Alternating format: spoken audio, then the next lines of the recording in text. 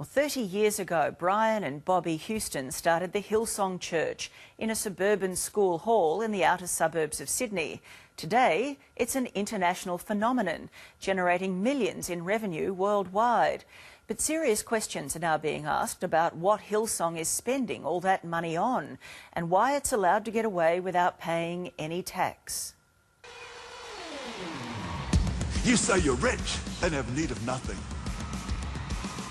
They want to build the biggest church in the world. This is a rich, rich church.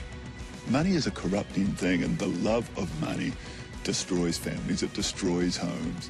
That you have an eternal hope, that heaven is your home, and what a powerful promise that is. What could you do with 55 million? God, what we could do with that. When you claim you're from God, what other higher authority can you work with? They say they're not doing the wrong thing, just prove it. There's money to be made in Jesus, lots of it. One cash offering of $7.7 million. And the best part is, it's all tax-free. Everybody say taxes. Who wouldn't like to start up an organisation that gives you eternal life and freedom from taxes as well? Tonight, the truth about the Hillsong Church and how they're taking ordinary Aussie taxpayers for a ride. People are really starting to ask questions about why they're going to work and paying tax, and, you know, these guys are going to work and not paying any at all. We'll reveal the tax-free millions this mega church is making, the lavish lifestyles of its founders, Brian and Bobby Houston, and we've got the documents that show where all the money is really going. This is part of a big, big worldwide movement which is really preying on people's greed and their need for some sort of spiritual salvation. If there's any such thing as God's country, then this is it. This is Baulkham Hills in Sydney's northwest. It's the closest thing Australia has to a Bible Belt. Thousands of middle-class families living the suburban dream. And down there, smack bang right in the middle of it, is Hillsong headquarters. A $25 million monstrosity that looks more like an entertainment centre than a church. Other Hillsongs have sprung up in Melbourne and Brisbane, where police are needed to manage the huge crowds who come every weekend. Inside, it's all about the show. There's rock music, huge video screens, and its charismatic frontman, Brian Houston. For the favour and grace of God on your life. That's what I believe. What sort of person is Brian Houston? He's a very slick creation of his own making, I think. He would have been successful in almost any business, but he found Christianity, and that's been his real bonanza, I think. Don't move back from being committed to turning it into pools of blessing. Here you have to give to receive, and the more you give, the more God will like you. It's about sowing so that we can reap, so that we can sow, that we can reap. Every Sunday there are 84 services like this held around Australia and the world, each one raking in tens of thousands at a time. Places like New York, London and Paris now have a Hillsong, but it wasn't always like this. When you first went there, did it look anything like it is today? Oh, nothing at all. I guess Brian's still on stage, which is one part, but it was very quiet. There was a band. It was fairly low key for a Pentecostal church. Brian Houston and his glamorous wife Bobby come from New Zealand. It was 30 years ago this year when they set up the Hills Christian Life Centre. Their first service was in a school hall. Just 45 people showed up. Tanya Levin joined when she was a teenager. In the early days, there was very little emphasis on money. There were only a few hundred people. There were working class families, most of them, and it wasn't a focus at all. The Hills Christian Life Centre would become Hillsong, where these days the talk is often about money and membership. Let's learn how to attract people. It's amazing how your finances will grow. Brian Houston even wrote a book called You Need More Money. There's a constant call for funds to expand his church and his empire. How generous are you? How generous are you? They're very explicit about what they want. They want to recruit more people, and they want to raise as many funds as possible, because the more people that you have in, the more opportunity to fundraise.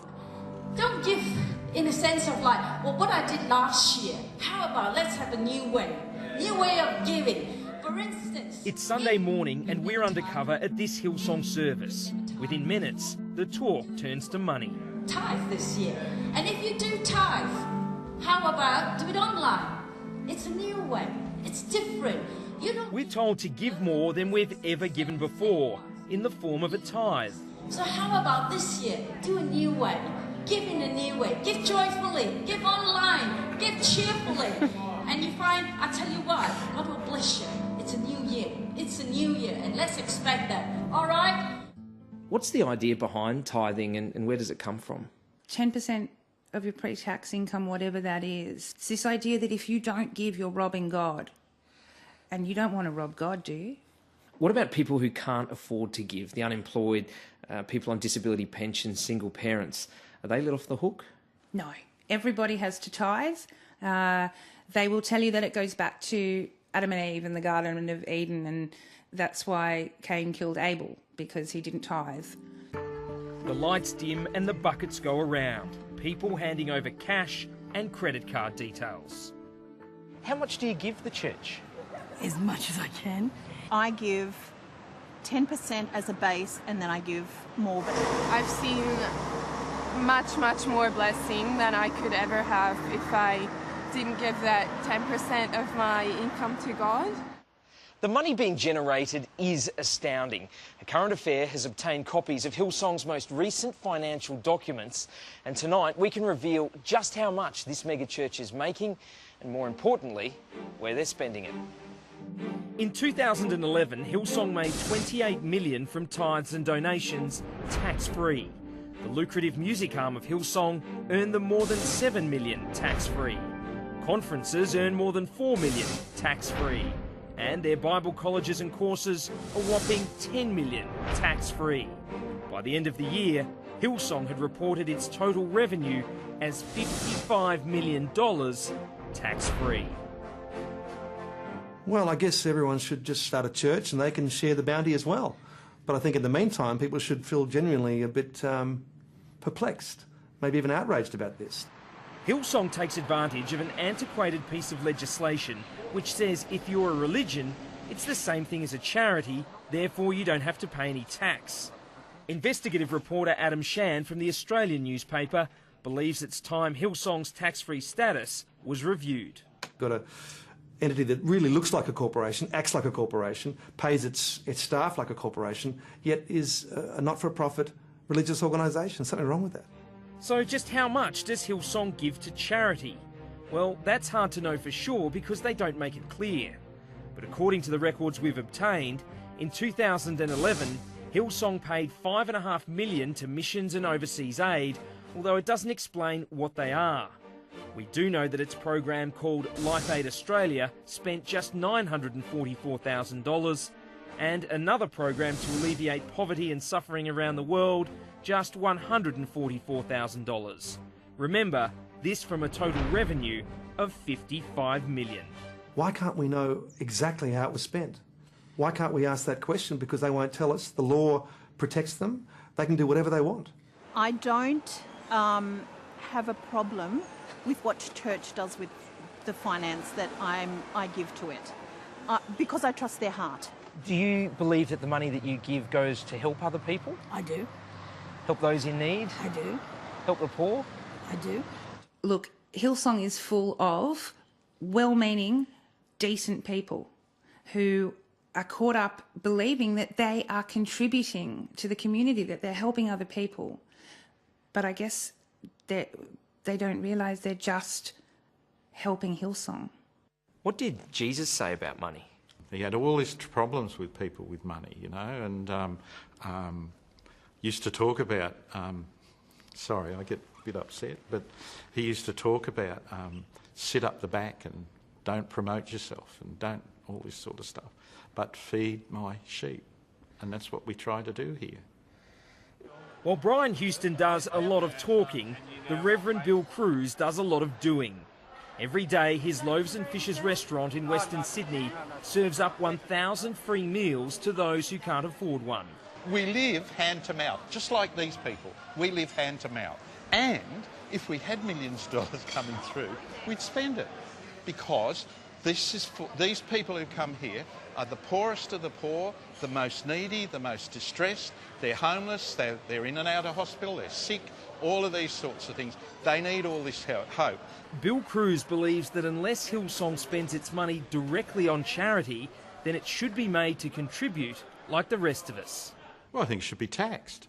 If it doesn't go to help the poor, the amount of money that come in should be taxed like anything else. It's a business just like anything else. As the corporate prayer of believers together. It's not just Hillsong. Phil Pringle's C3 Pentecostal Church pulled in $13 million in Sydney alone.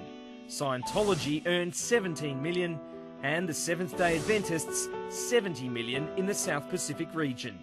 Every year, more than $30 billion leaks out of the tax system to these not-for-profits, or the expense of these not-for-profits. At this time, where we're in, deficit budgets, and we're seeing hospitals, roads, schools, their budgets being cut, this is money that could be going towards that. And I don't think it would harm Hillsong or any of the other churches to pay their fair whack like everybody else does, or at least should do in this system. It says, render therefore to all their due. Taxes. Everybody say taxes. Taxes, to whom taxes are due. How would you describe the lifestyle of Brian and Bobby Houston? Oh, it's got to be just short of Gina Reinhardt. It's a luxurious lifestyle. It's an international, cosmopolitan, celebrity lifestyle. Brian rides a Harley and travels the world earning money for his ministry. When Brian Houston goes to speak at foreign churches, he's given what they call love offerings, which often can be, piles of cash that he carries away in a suitcase. The tax office has no idea about that. He's not asked to account for that in any way. Not only are Brian and Bobby Houston living luxury lifestyles, they're also working the system to pay as little tax as possible. And here's how they're doing it. They've set up an entity called Leadership Ministries Incorporated, or LMI, and it has tax-free status. The Houstons own 2 properties and they sold them to LMI, so it doesn't have to pay any tax on them. Brian Houston has previously confirmed that he's paid $150,000 to be a pastor at Hillsong. Any money that he donates from that into LMI is tax-free. And then, of course, there's all that other money that he earns preaching around the world and selling all his books and DVDs. That all goes into LMI, you guessed it, tax-free. Depending on its balance each year, but at times it's been $1 million tax-free expense account for the Houstons. Do you think they're entitled to that tax-free lifestyle? Of course not. It's quite similar to a pyramid scheme where they're making money out of other people's hard work, and the more people they can have under them working for them to promote them, the more they profit, and they profit hugely, and they profit internationally as well. Brian Houston says that the church belongs to God, that it's overseen by God, it's all God's will and so forth, but that's not good enough. The average taxpayer, they want to know that the ATO's had a look as well, not just God. For the record, Brian Houston has previously said he and Hillsong staff pay personal income tax. In a recent review of the tax system, former Treasury Secretary Ken Henry recommended not-for-profit organisations be made to pay tax and receive direct government grants only for their charitable work. The government has recently released a discussion paper that proposes revenue made by religious organisations like Hillsong is taxed. What do you think? Should Hillsong and other not-for-profit organisations be made to pay tax on profits that do not go directly to charity? Join the conversation on Twitter, Facebook, or do send us an email.